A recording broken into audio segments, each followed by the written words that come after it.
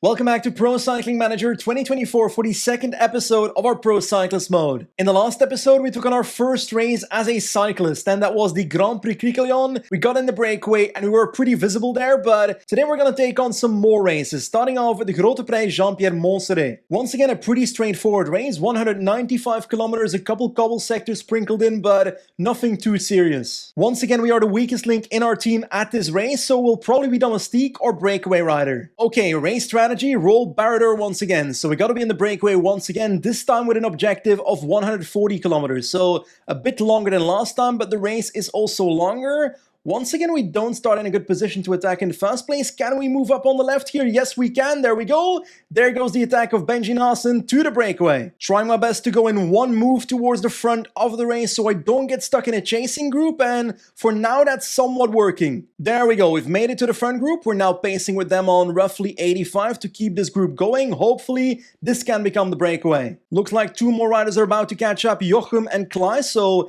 an 8-man breakaway now, 33 seconds on the peloton. It's hard to know whether the peloton is pacing, but the gap is growing, so I think we are clear with this breakaway. Yeah, the gap is now 4 minutes to the peloton, so I don't think they care about this breakaway too much, and we gotta be in the break for another 120 kilometers, so until roughly 49 kilometers to go. There we go, on the right bottom, 140 kilometers done, 100% quest completed. I am basically done for in this breakaway though, barely any yellow bar left, so I don't think I'll be able to do much for the rest of the race. There we go, with 4 kilometers to go, I'm basically in the gruppetto. It is quite funny that I don't know what's happening at the front of the race because, well, I can't scroll up that far. Okay, Liam Slok wins, and where's the first Flanders Baloise rider? 8th, Aaron van Poeken. Not a terrible result, I guess. Now, we rolled over the line in 97th, but that result doesn't really matter, it's only that breakaway objective that does. This time, an excellent evaluation for a massive 3 points of experience, wow. I feel like with the effort I put in to be in that breakaway in the first place, they can give me a little more experience than that. Now, after those 2 races, we're now in a rest week, so this means I can only spend 1 action this week, and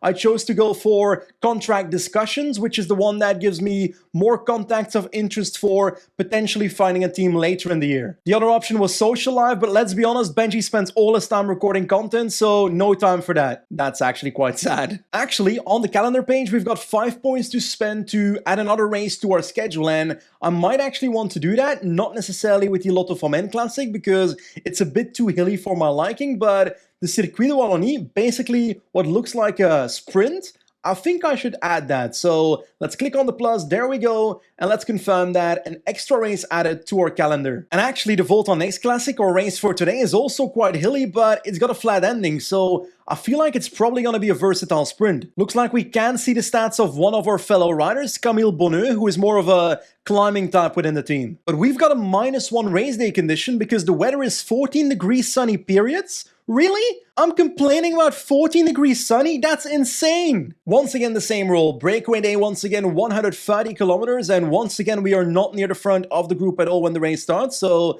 let's see if I can get in the breakaway to begin with. Come on, come on, come on, let me through. Can I follow Bush right here? There we go, not the president but the rider, and the peloton is in my wheel. Can I attack away again? Let's try and do that towards that second chasing group right here. Come on, come on, come on. And the peloton is back in my wheel, so that failed miserably. I have to recover now. I stop attacking and you're done with pacing them down? I gotta try and attack again then. There we go. We've got a gap on the peloton. Let's do 99. Come on, Benji. Try and get to the front. No. Dimitri Peiskens is the pain in our heel today. I try to recover some energy, but the gap is now 1 minute 30, and I attack again, and Peiskens is chasing me down again. So I don't expect this to work, but I'll try it anyway. Steven Kruiswijk, please stop chasing me. Get a life, my friend. You can't be serious, Steven. Oh my god, I've been caught again. Looks like I'm failing my race objective today. There's nothing I can do about it. I do wish the in-race objective system was a bit more dynamic. For example, if I cannot make it in the breakaway before X amount of kilometers, then maybe there's a secondary goal. For example, try and get a top 25. Try and help your team within the race. I'd like a bit more to it, you know? Oh, Lars Krabs, come back to me, Benji. I'm too exposed to the wind here. Okay, I will defend you, my friend. I'll protect you as if my life depends on it. Come on, Lars, move up, move up, move up. Don't get blocked, don't get dropped. Just stay in the peloton. You can do it, my friend. See, protecting is not just for the wind. It's also about motivating this man to do his fucking job. Lars, move up, Lars. Come on, don't get dropped, Lars. Move up, move up, move up. Lars, it's 9 kilometers to go. I think it's time to move up, buddy. Lars? Lars? Do something, Lars. Looks like I'll have to do it myself. Come on, I'm moving up myself. We're not letting Ottoma get away. Yes, Lars, I'm going to the front. I'm trying to control this peloton for you, but what are you doing? You're now moving up yourself after I told you to move up and after I gave up on you. Last 5K, I think we're doomed, by the way. Like, how am I supposed to get to the front here? Lars, shut the fuck up. I'm gonna try and attack myself.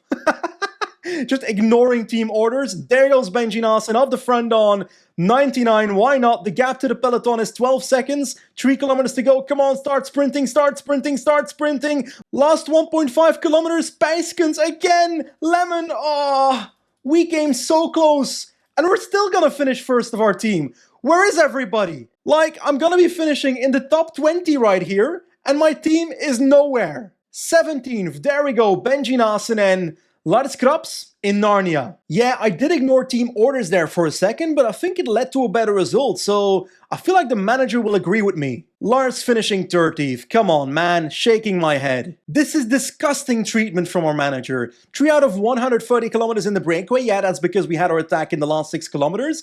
Evaluation, bad. Progression, 0 XP? Really? 0% manager satisfaction. My man, get on the bike yourself then. Anyway, that being said, the month turn XP we get got us to level 3 anyway. Once again, a skill point and improvement of attributes or evolution of potential. Let's take a look. So just taking a look, evolution of potential basically ups our maximum stats in certain areas. For example, I can select Northern Classics and my flat stat would go up by 2, at least the max flat stat I could reach. Like, this is great and all, but I feel like I need the direct addition to my stats right now, so progression of attributes it is. We can choose between Sprinter and Northern Classics, starting off with Northern Classics upping our cobble stat by 3, that would be nice. But choosing Sprinter could lead to 72 cobbles, so 1 up in that stat, but plus 3 in both sprint and acceleration, so I reckon I'll go for this one because a sprint could come in handy at the end of races right now. There we go, let's confirm that. Honestly, 4 months into our career and already 5 stats in the green, that's pretty damn solid, especially that combination of cobble, 72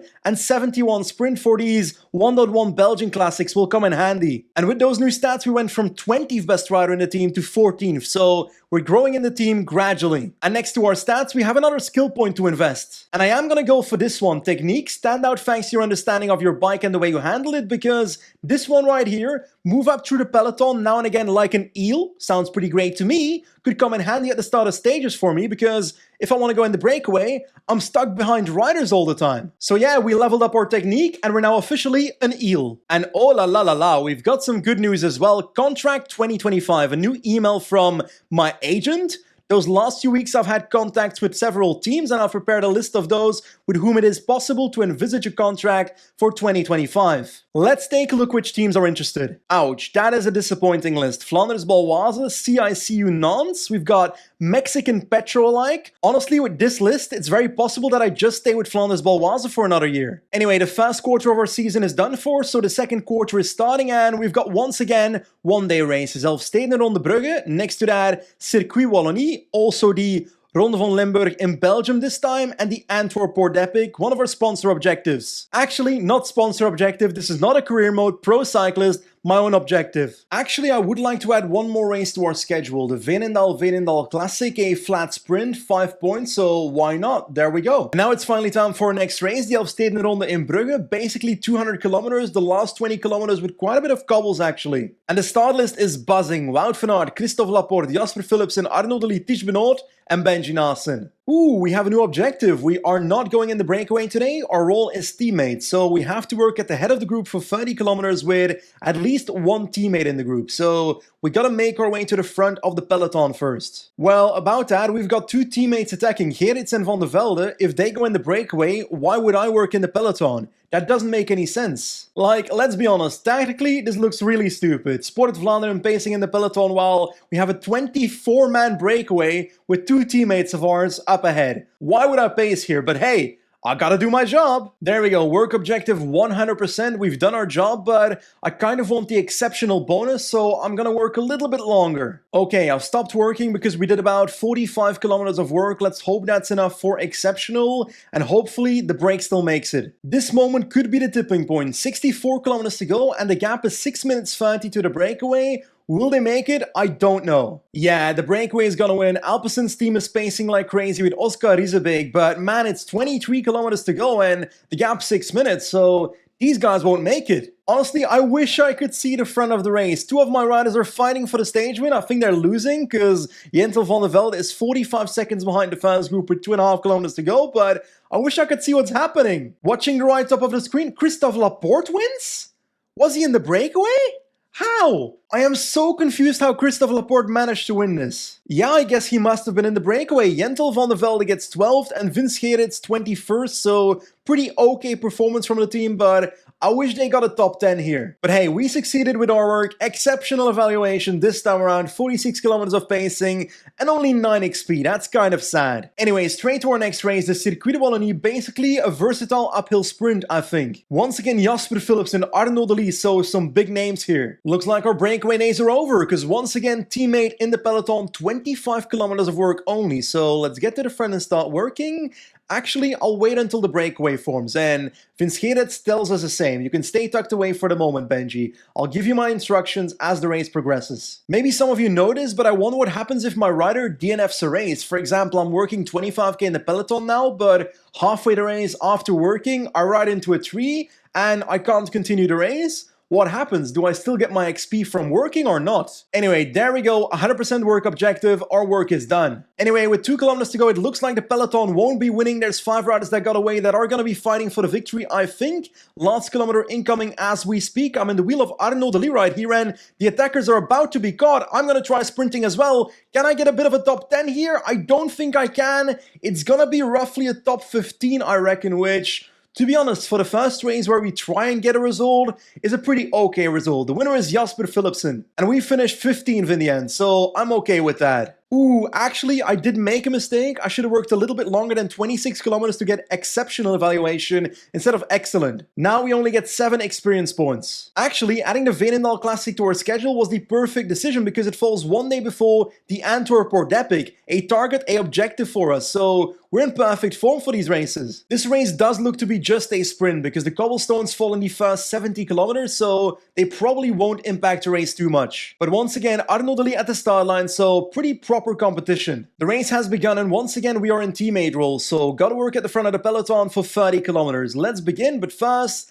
let's move to the front of the peloton. There we go, 11-man breakaway, but we are trucking along in the peloton, so doing our job. We finished the 30 kilometers of work, but I'm gonna continue a little bit longer to make sure I get that exceptional evaluation of work. There we go, 43 kilometers of work done, that's basically it, so we're gonna sit up in the peloton and recover our energy, and hopefully we can go for a decent result at the finish line. By the way, the nice thing about being an early stage sprinter in Pro Cyclist mode is that I can't control my teammates, so I can't set up a proper sprint train for myself, which means I kinda have to do the Sagan thing of following wheels and try and win from someone else's wheel, so I like that. Entering the last 13 kilometers, once again in the wheel of the lead. The breakaway is about to be caught, I think. I hope at least. They've got 39 seconds on the peloton, but we've got Malechki pacing for Q36.5.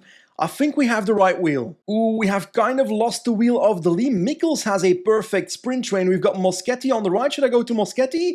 I think so. Why is the Wilde stealing a wheel from me? Come on, man, we're teammates. You could give the wheel to me. Last 2.5 kilometers back in the wheel of Arnaud Delis as we speak. Come on, keep that wheel, keep that wheel. Last 2 kilometers, 1.5. We're almost there. I'm gonna launch early in this corner. There goes Benji Nassen on the right. Can we get a top 10? I'm hoping we can, but I don't think we will. I think it's gonna be top 15 once again, and Mandis Mikkels wins after a perfect lead out by his team, so that's amazing. We finished 12th, so our best result result yet. I'm actually quite happy with these results. I'm not expecting to win these races yet, and we're doing so from following the wheels and kind of trying to find our way in the sprint, and getting 12th is pretty great, and unsurprisingly, we beat our teammate. And this time around, I did provide exceptional work, 43 kilometers of pacing, 9 experience points extra. With the Veenendaal Classic behind us, we've now ridden 6 races as a professional cyclist, so we can be proud of that because our results keep getting better. We keep getting closer to a potential top 10 result. And hopefully we can get that top 10 in the next episode. But for now, that's gonna be it. As always, thank you for watching. I'll see you next time. Goodbye.